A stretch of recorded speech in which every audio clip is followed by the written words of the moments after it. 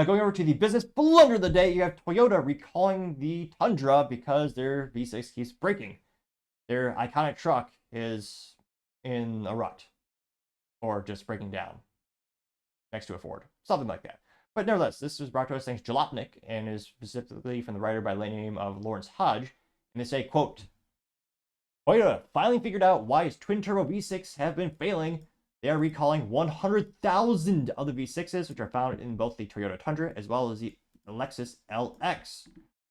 Which, again, this is almost like a couple nails in the coffin, so to say.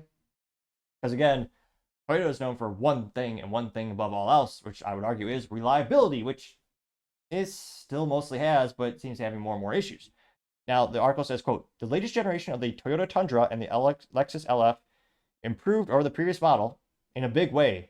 Toyota's ancient, I got so many things wrong with this article. Jalopnik is supposedly about car enthusiasts, although they mainly spend most of their time bashing Elon Musk and Tesla. Ironically, they love EVs. They think EVs are great, but they bash Elon because of his cultural and political stances. And yet, this is how they describe one of the best platforms ever. The original Tundra came with a V8, as all trucks should have by default. And with manual transmission, they should. I don't think they actually had that for the Tundra. They do for the Tacoma. I partially digress. But listen to how they describe the old, great engine. The Toyota's ancient gas-guzzling 5.7-liter V8 was dropped in favor of a brand new twin-turbo 3.5-liter V6, which that's why a lot of people moved away from Toyota, because people want V8s for their trucks, and you can get, many would argue, long-term reliability is better when you have a larger engine working less than a smaller engine that's working more in terms of having to have higher RPMs and against a twin turbo, and reliability in many ways goes down. Apparently there's a minor crankshaft issue or some issue with the V8 Tundra. Now, anecdotally speaking, all my friends who have their OG Tundras, they've never had any mechanical issues. They're damn near bulletproof. And yet, I also blame the government ineptitudes or their evilness of trying to take away good gas using vehicles for us. That's why a lot of them are moving away from iconic platforms like the V8 as to, one of the reasons why Toyota is moving towards these twin turbo V6s. Now they say, quote, with up to 409 horsepower, 389 horsepower on the Tundra, it makes more power and gets better gas mileage than the V8 it replaced. Great, but is it reliable? Yeah, not so much. Case in point. They say, quote, unfortunately, within a year or so of the new engine debuting in the Toyota Tundra and the Lexus LX, some owners began reporting problems. They all had one thing in common, engine failure. Which, yeah, that's the one part of the engine you're not supposed to have issues with. Most people could tolerate, the little radio button gets a little loose. That falls off, fine. That's an 18-cent part to replace, or, maybe $1.50. The engine is the heart of the vehicle. Now, granted, it's still not as detrimental as having to replace a $30,000 electric car battery, but I partially digress. They say that, quote, in a release from the automaker, it mentions that during production, these machining debris may not have been removed from the engine. It affects vehicles. This can cause, quote, potential engine knocking, engine rough noise, engine no start, or loss of motive power. And that's terrible to say the least.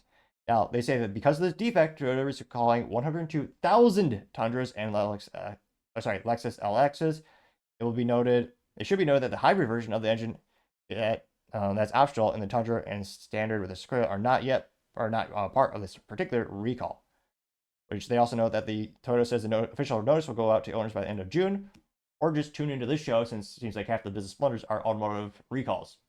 Again, it's also because it's one of the most complex, expensive things that people will buy, with quite literally over 30,000 components, traditionally speaking, for an internal combustion engine. So there are many parts and components that can go wrong. Now, that being said, the fact they didn't actually do the machining right on this, they got so sloppy. And again, they're already having issues with people not wanting the V6. There are people moving away from the company. Because again, now Toyota doesn't have a V8 truck. So you got to go to something that's more traditional, like a Ford or a Chevy or maybe a Dodge. Now, Dodge is also not really hot water because they got rid of the V8 for their standard production of the 1500 series. So if you want the V8, you have to now buy the 2500 or 3500 series, which is also more profitable for the company because those are more expensive. They demand a higher price point.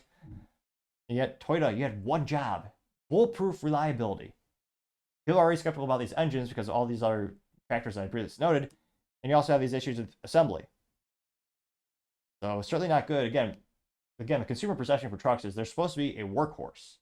Supposed to last.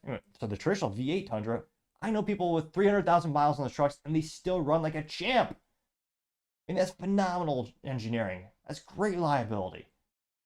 And yet, this not only is this bad because obviously it's detrimental to the engine, but it's also sloppy manufacturing. So I gotta say, Toyota having a recall for one of your most iconic platforms that's already under scrutiny because of the decisions that you made. Fortunately, I gotta say that is certainly the business blunder of the day.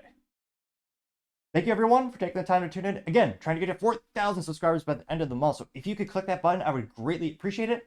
Also, leaving a thumbs up, thumbs down, or comment is a great way to give me some additional feedback, letting me know how I can make the show better and better. Lastly, don't forget to take the time to tell your family, tell your coworkers, tell your friends, heck, tell your enemies, tell anyone and everyone. Just stay safe, fight the good fight.